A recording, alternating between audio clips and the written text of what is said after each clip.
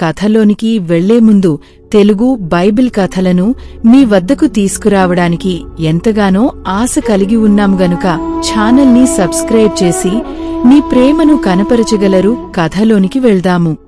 ఇశ్రాయేలు పట్టణంలో నాబోతు అనే నీతిమంతుడు నివసించేవాడు. అతనికి ఒక ద్రాక్షతోట ఉండేది. అది తరతరములుగా వచ్చుచున్న ద్రాక్షతోట. నాబోతు చాలా మంచివాడు, యథార్థపరుడు, దేవునియందు భయభక్తులు కలిగినవాడు, నీతిమంతుడు, పొరుగువారిది ఆశించే గుణము లేనివాడు. అయితే ఆ ఊరికి ఒక రాజు ఉండేవాడు. అతని పేరే అహాబు. ఇతడు బహు చెడ్డవాడు. రాజైన అహాబు ధనవంతుడే అయినను సంతృప్తి లేని వాడుగా ఉండేవాడు. దురాశ ఎక్కువ, పక్కవారిది ఆశించే గుణం కలిగినవాడు. అయితే ఒకరోజు ఈ రాజు కళ్ళు నాబోతు ద్రాక్షతోటపై పడ్డాయి. ఎలాగైనాది స్వాధీనం చేసుకోవాలని కుయుక్తి పన్నాడు. స్వార్థము పెరిగిపోయినది, దురాశ పెరిగిపోయినది. ఎలా అయినా దక్కించుకోవాలనుకున్నాడు.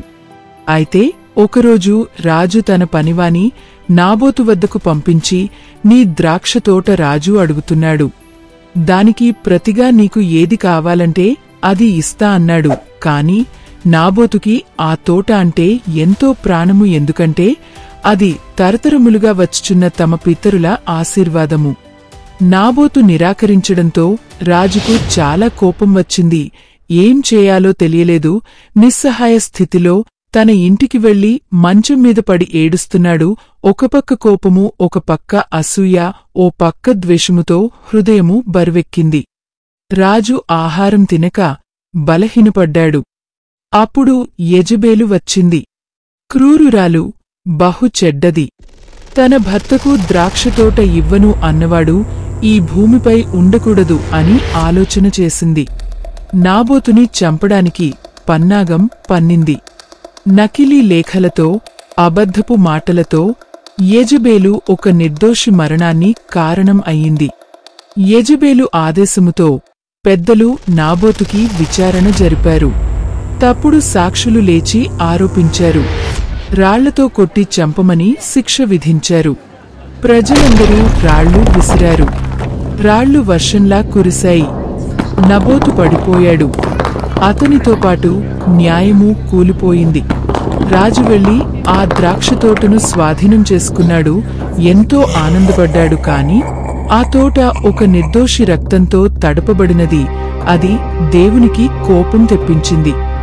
దేవుడు తన ప్రవక్త ఎలీయాను లేపాడు. అతడు గట్టిగా చెప్పాడు, నువ్వు చంపి స్వాధీనం చేసుకున్నావా? నాబోతు రక్తం కారిన చోటే నీ రక్తాన్ని కుక్కలు నాకుతాయి అని చెప్పాడు. ఎలీయా ప్రకటించిన విధముగా యెజబేలు మేడ పైనుండి పడి చనిపోయినది. ఇశ్రాయేలు గోడలు రక్తంతో తడిచాయి. కుక్కలు యెజబేలు మృతదేహాన్ని తినివేస్తాయి. రాణి యొక్క గతి ముగిసిపోయినది. నాబోతు ద్రాక్షతోట ఈరోజుకి సాక్షిగా నిలిచింది. అసూయ నాశనం చేస్తుందని, అబద్ధం శిక్షిస్తుందని, న్యాయదాత దేవుడు అన్నీ చూస్తాడని గుర్తుచేస్తుంది. తెలుగు బైబిల్ కథలను మీ వద్దకు తీసుకురావడానికి ఎంతగానో ఆశ కలిగి ఉన్నాం గనుక ఛానల్ని సబ్స్క్రైబ్ చేసి మీ ప్రేమను కనపరచగలరు. కథలోనికి వెళ్దాము.